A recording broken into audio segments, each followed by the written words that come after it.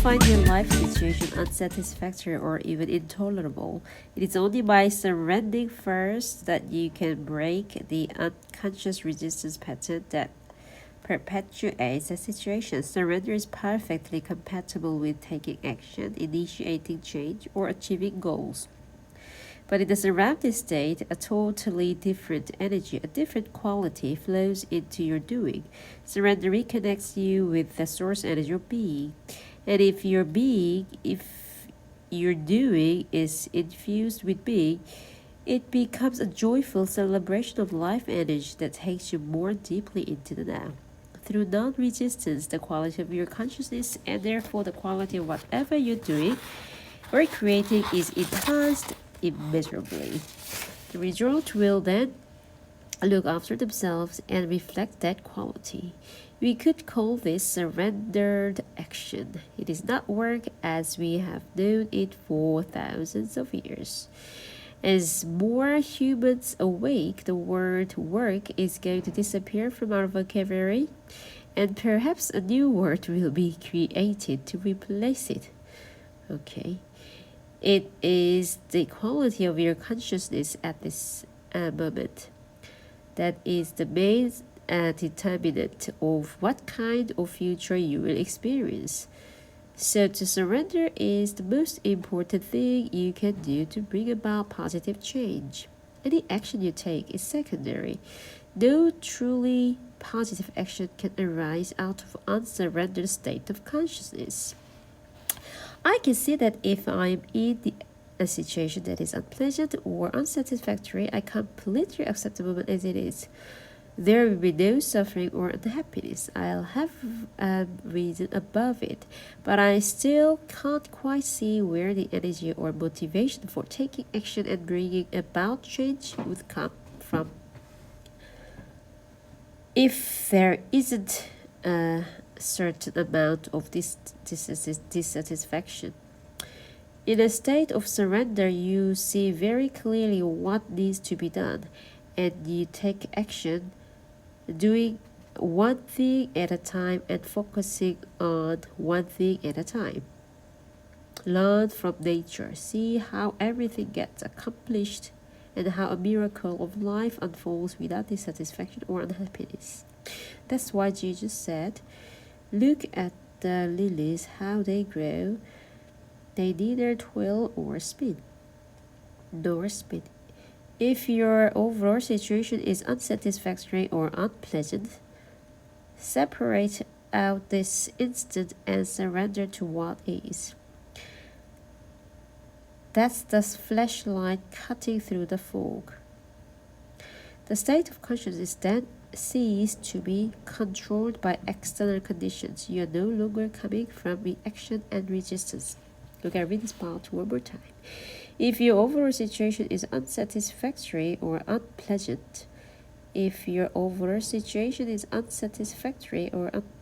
separate out this instant and surrender to what is. That's the flashlight cutting through the fog. Your state of consciousness then ceases to be controlled by external conditions. You are no longer coming from reaction and resistance.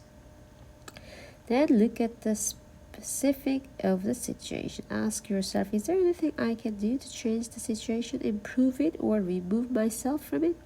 If so, take appropriate action. Focus not on the 100% thing that you will or may have to do at some point, future time, but on the one thing that you can do now. Focus not on the 100 things that you will or may have to do at some future time, but on the one thing that you can do now. This doesn't mean you should not do any planning.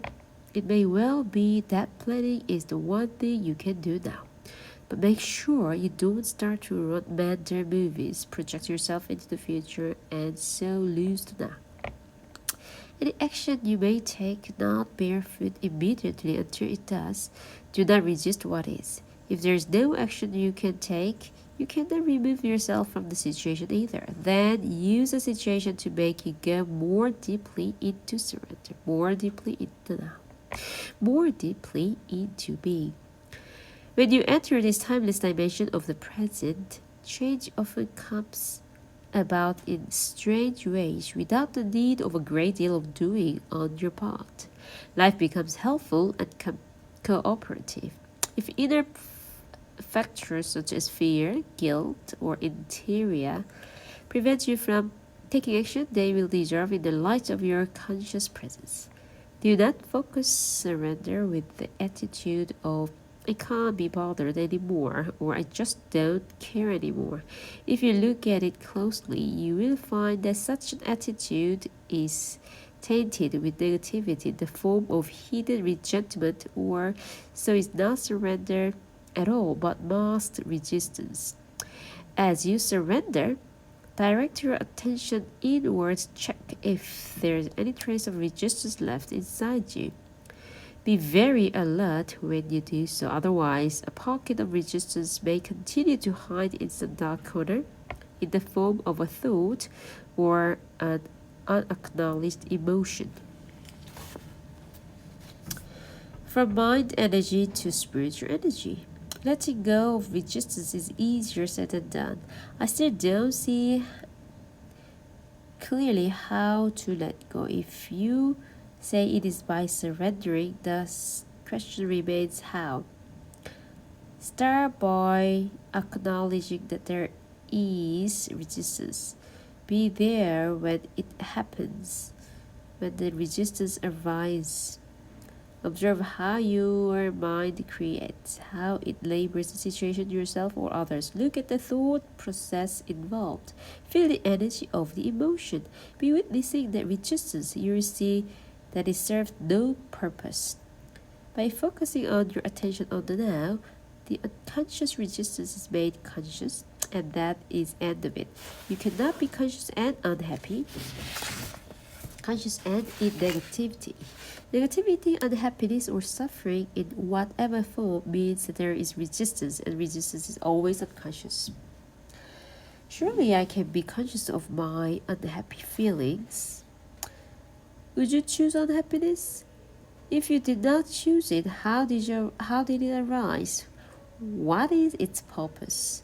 Who is keeping it alive? You say that you are conscious of your unhappy feelings, but the truth is that you are identified with them and keep the process alive through compulsive thinking. And that is unconscious. If you were conscious, that is to say, totally present now, all negativity would dissolve almost instantly. It could not survive in your presence. It can only survive in your absence. If the pain body cannot survive for long in your presence, you keep your unhappiness alive by giving it time. That's its lifeblood. Remove time through intense present moment awareness, and it dies. But do you want it to die? Have you truly had enough? Who would you be without? Until you practice surrender, the spiritual dimension is something you read about, talk about, get exercised about, write books about, think about, even in or don't, the case may be. It made no difference.